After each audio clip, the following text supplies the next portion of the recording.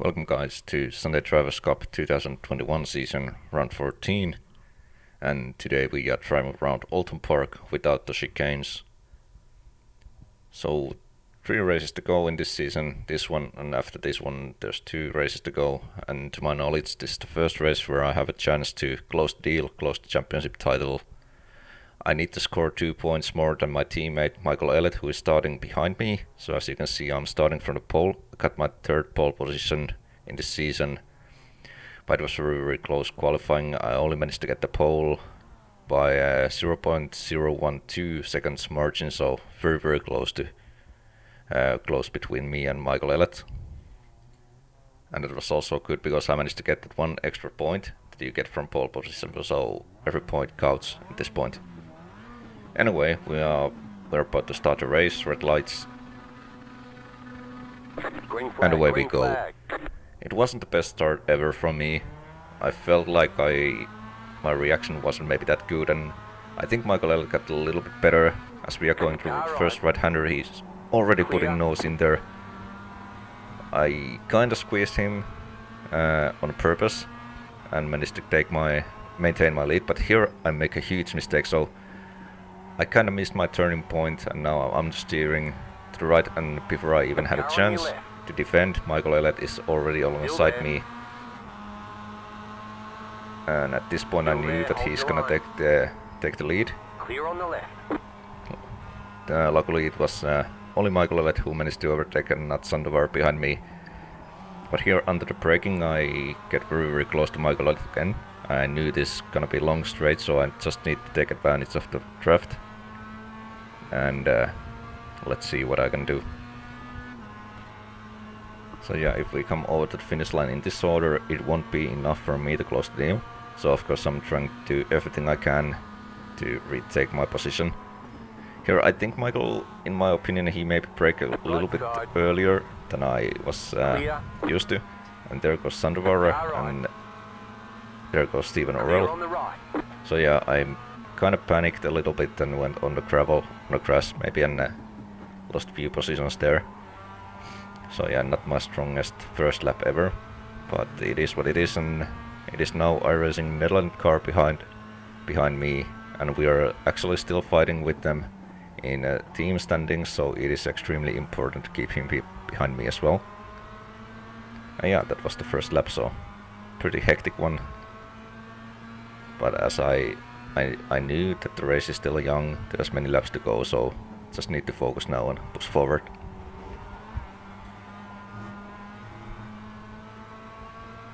So I'm now paying the extra amount of attention to this corner, so I won't do the same mistake again. This time I hit the apex inside quite nicely, get a good run through the corner, and also get 1x for going off track at the exit of the Cascades, which some of these corners are having very strict track limits here, especially the exit of Cascades.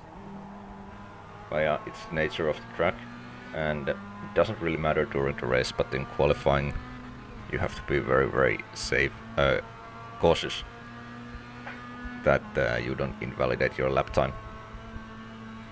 Anyway, I'm now giving a chase for Stephen Orell, who goes maybe a little fake move or defensive move, not quite sure.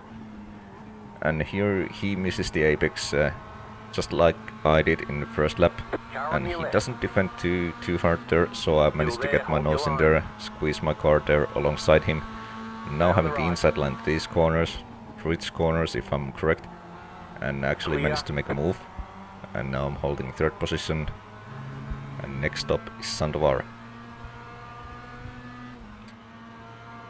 And this is just 1 lap later, as we are coming to this fast right-hander, which is actually a very tricky corner to get right. I think I got much better run through that corner than Sander did, but it's a very narrow track and there's no really place to go right now, so I had to stick behind him, just trying to maximize my exit through these corners. As you can see, I kind of moved to the right, and Sander answers for that. I move back to the left, he answers that, and I'd make my last move to the right, but then this turn comes too quickly, And that was very good defending from Sander as well. And he's not maybe the easiest guy to overtake, to be honest. It's not the first time I'm watching the back of his cars. And of course I wasn't too happy about being behind him, because I noticed that it is my teammate Michael Elliott leading the race. And he already got like a 1 second gap to Sandovar, so last thing I wanna like see is him getting away, because he is my championship rival after all.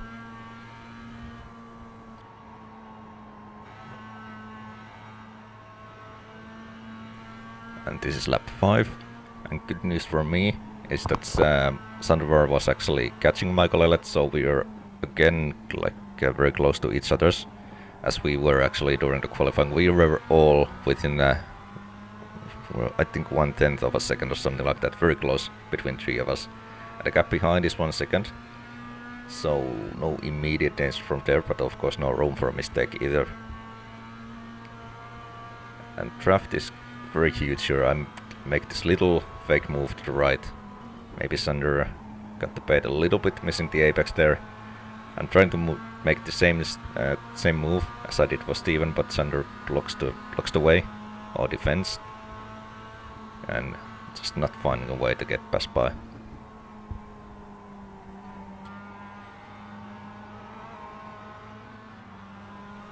And this is a little bit later, actually 1 lap later, in a back straight. I think this is the time where I kinda try to do something differently, so I follow him using the draft now, move inside. And for a brief moment I'm thinking about like sending it, but then Sander kinda make his intentions clear there. And of course it was good that I didn't send it, because I was way too far away. Would have been a stupid thing to do. But I was slowly starting to feel a little bit desperate, like I need to get past by, and I need to catch Michael and try to make a move on him, but I was just stuck behind this Spirit 14 car in front of me.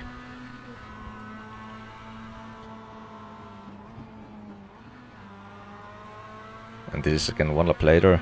I see back marker in a distance. I knew this might be my chance to do something differently. We don't know how this will play out, so I was very close to Sander and actually moved the outside. We are going a little bit side by side already. I think I'm on the crash a little bit there. We have a contact, and due to that I got gravel again. And there goes Steven Orrell for a second time. And now I'm holding 4th position again. So yeah, that was just a racing incident.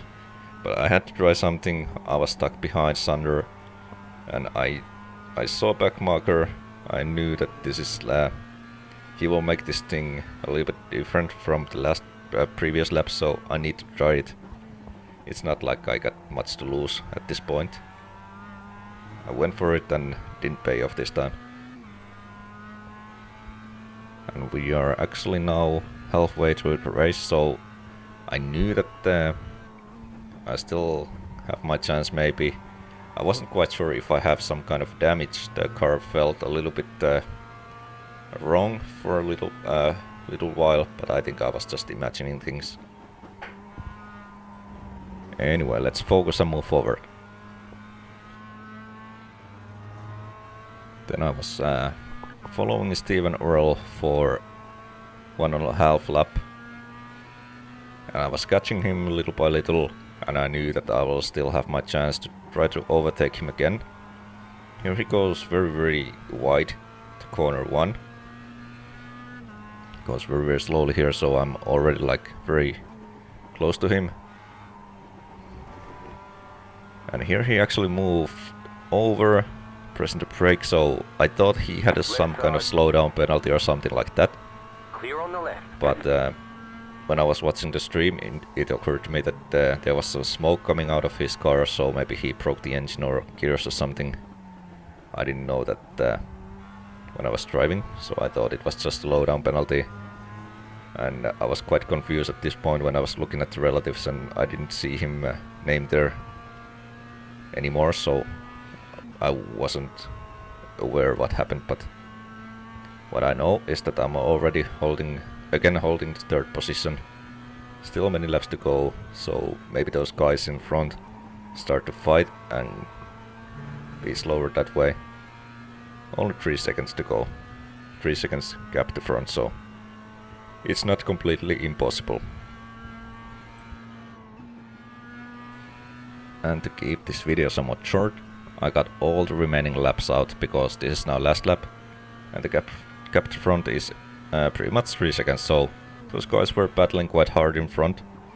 But like I said, we were having the same pace during qualifying, more or less, and we were having same pace during the race as well, so I just wasn't able to catch them. So yeah, after all, of course, I'm not completely satisfied with the result. Starting from pole and finishing 3rd, it's not very optimal, but then again, taking into consideration everything that happened during the race, I think I need to be a little bit satisfied that I still managed to get the podium position. It could have been worse. Anyway, it's good that we will have a next race in 1 week time, so I can pretty much just forget this race and move on to the next one. I will have my chance to take the title there. Very good job. And if I fail to do so, I still have my last chance in Silverstone, the last race of the season. But yeah, anyway, thanks for watching, and I'll see you next time. Thank you, and bye bye.